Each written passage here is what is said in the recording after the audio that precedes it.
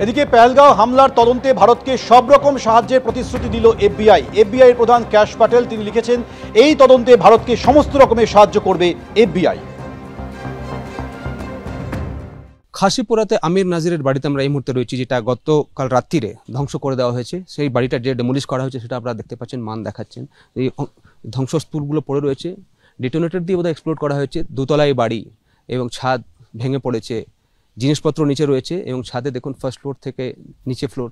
প্রথমেই যে বাড়িতে বাসিন্দারা আছেন তাদেরকে বের করা হয়, তারপরে ডিটোনেটর দিয়ে এটাকে উড়িয়ে দেওয়া হয়েছে, যেটা আইইডি বোধহয় ইউজ করা হয়েছে সেটা বলা হচ্ছিল। এবং 2024 সালে জেশে মোহাম্মদ সংগঠনে যোগ দেয় সে, এবং তারপর থেকেই তার তল্লাশি চলছে। গতকাল যে লিস্ট বেরিয়ে এসেছিল সেটাতেও বলা হয়েছিল পুলিশের তরফ থেকে কি সে অ্যাক্টিভ এখন লোকাল টেররিস্ট যারা এখন রয়েছে এই এরিয়াতে, এবং তার বাড়ি গুড়িয়ে দেওয়া হয়েছে। তাকে তল্লাশি করছে জম্মু কাশ্মীর পুলিশ এবং সেন্ট্রাল এজেন্সিসরা।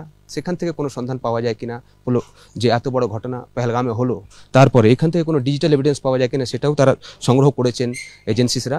এবং তার তল্লাশিতে এখন বিভিন্ন জায়গায় চিরুনি তল্লাশি চলছে। তার সঙ্গে সঙ্গে এই বাড়ির অবস্থা দেখতে পাচ্ছেন আপনারা, পুরো ধ্বংস করে দেওয়া হয়েছে। গত 3 দিনে 9টি বাড়ি এভাবে ধ্বংস করা হয়েছে এবং এই মুহূর্তে কেউ নেই বাড়িতে। তবে বাড়ির যে বাসিন্দাদেরকে আমরা দেখতে পাচ্ছি, কিছু পরিবারের লোকগুলো এখানে এসছেন, যারা কান্নায় ভেঙে পড়েছেন। তাদের কিছু আত্মীয়রা এখানে আপনারা দেখতে পাবেন, যারা এখানে বসে রয়েছেন, কিছু রিলেটিভরা রয়েছেন।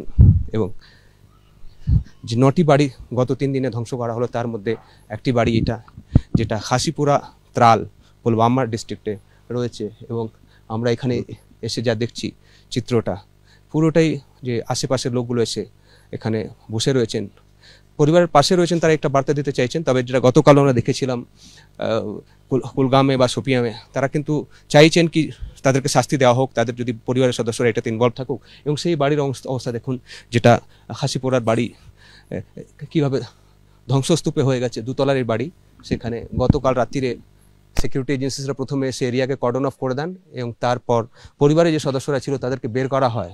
বের করার পর দেখতে পাচ্ছেন ওপরে সেকেন্ড ফ্লোরের যে ছাদটা, যদি এই মানকে বলবো দেখাতে, পুরো ধ্বংসস্তূপ হয়ে গেছে। ওপর থেকে বাড়ির পরিবার লোকগুলোকে প্রথমে বের করা হয় এবং তারপর এটাকে ঘুরিয়ে দেওয়া হয়েছে। একটা মেসেজ দেওয়ার চেষ্টা করছেন এজেন্সিসরা কি যদি কেউ টেররিস্ট হতে চায় সেক্ষেত্রে এই মূল্যটা তাদেরকে দিতে হবে।